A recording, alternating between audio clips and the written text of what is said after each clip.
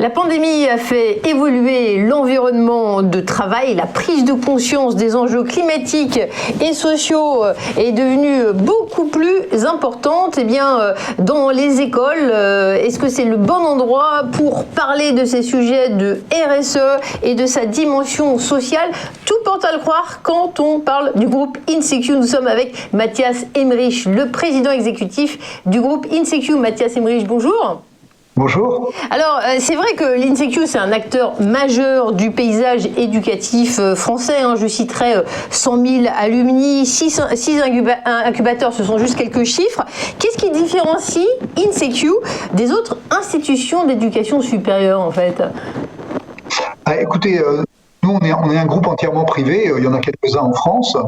Et la différence entre un groupe entièrement privé et un groupe public d'éducation, c'est qu'on est évidemment financé entièrement par les élèves, d'une part, et d'autre part par les entreprises et les pouvoirs publics lorsqu'on prend des élèves en apprentissage.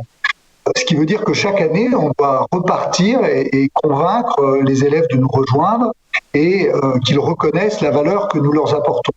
Ce qui nous oblige évidemment à faire en sorte de nous adapter de manière extrêmement rapide pour faire en sorte que chaque année, cette conquête de nouveaux élèves et donc de nouveaux financements se passe dans des bonnes conditions. Alors, quel est le cœur de votre mission? Parce que vous avez plusieurs écoles, des milliers d'élèves, vous faites beaucoup de choses. Si on se résume, quelles sont vos missions?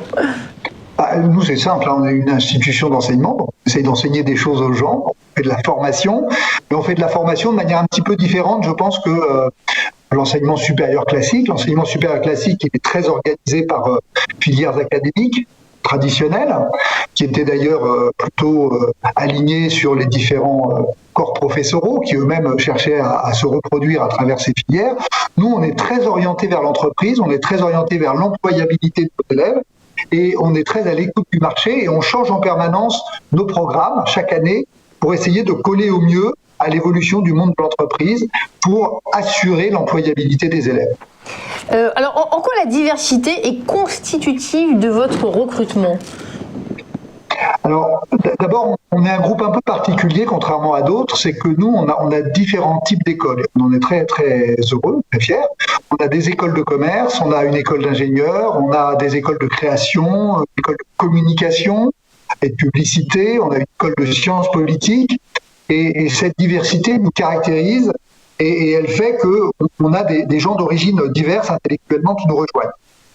Ensuite, on a des publics divers parce que nos élèves peuvent sortir de classes préparatoires, ils peuvent sortir du baccalauréat, ils peuvent sortir de BTS. Certains ont fait 2 ou 3 années ou 4 années d'études à la fac.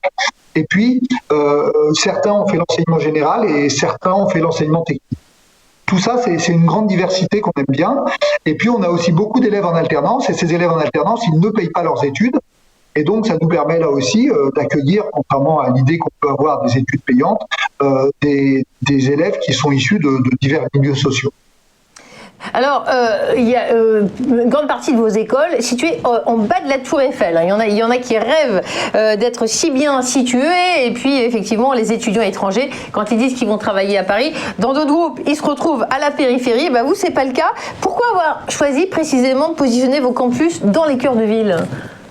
Parce qu'on pense que c'est important d'offrir une expérience étudiante qui soit une expérience étudiante riche, proche d'ailleurs des entreprises qui les environnent, dans lesquelles nos étudiants passent du temps, évidemment, pendant leur scolarité, et puis aussi au contact du milieu environnement, des commerces, d'avoir des relations aussi avec les acteurs institutionnels, avec les mairies, avec les associations, et leur permettre, du fait de cette centralité, d'avoir un impact sur leur environnement et de ne pas être dans une zone artisanale au fin fond d'une banlieue inaccessible.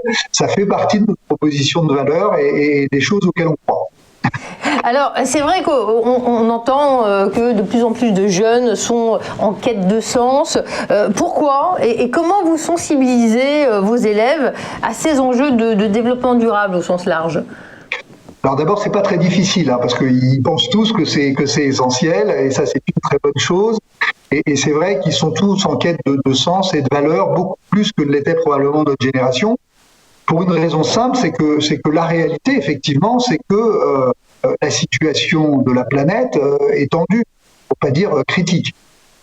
Et donc nous, ce qu'on doit essayer de faire, c'est de leur apporter à la fois des connaissances, des informations, mais des informations qui soient qualitatives et qui leur permettent de faire en sorte que chez nous, ils partent avec un bagage qui leur permettra dans leur vie professionnelle de se préoccuper pour de vrai des conséquences à moyen et long terme de leur action et pas uniquement des conséquences à court terme pour leur entreprise, des décisions qu'ils vont prendre.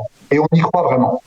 Alors, vous avez créé il y a peu de temps un conseil sur les thématiques académiques et la responsabilité, présidé par Christine Albanel, ancienne ministre de la Culture notamment. Pourquoi cette initiative ? Alors, cette initiative, parce qu'on a pensé qu'on ne pouvait pas créer un conseil académique qui soit déconnecté des questions de responsabilité. On prend les choses tellement au sérieux qu'on se dit finalement l'angle dans lequel les gens qui vont nous accompagner, qui sont d'origine d'ailleurs très diverses. Vous avez cité Christine Albanel, mais on a des enseignants, on a des chercheurs, on a des entrepreneurs, oui, on a des acteurs. J'ai vu qu'il y a Isolis Coste, fondatrice de Numberly, Bruno Humbert, cofondateur de La Ruche, Julien Brocard, éditeur de Que sais-je, Fatala Sejmassi, qui est secrétaire général de l'Union pour la Méditerranée. Je vous rends la parole, mais c'était pour préciser effectivement ce beau panel. Donc tous ces gens doivent nous accompagner sur comment orienter académiquement notre groupe, qui est complexe parce qu'on a plus d'une douzaine d'écoles, donc c'est évidemment délicat. Et en même temps, en ayant bien au cœur de la préoccupation ces questions de responsabilité, parce que nous pensons que pour répondre à l'attente des élèves dont on a parlé précédemment, il est important que la responsabilité soit au cœur de nos orientations académiques. Tout porte à croire quand on vous écoute que vous formez dans vos écoles, vous accompagnez les élèves pour construire leur réussite et pas seulement la réussite financière. Merci Mathias Emmerich d'avoir été avec nous. Vous êtes donc le président exécutif du groupe INSIEQ parce que on le voit, ils forment des managers conscients de leurs responsabilités dans la société en termes de développement durable. Eh bien, ils sont à même de faire bouger les lignes dans l'entreprise comme Mathias Emmerich le fait dans l'éducation. Merci à vous.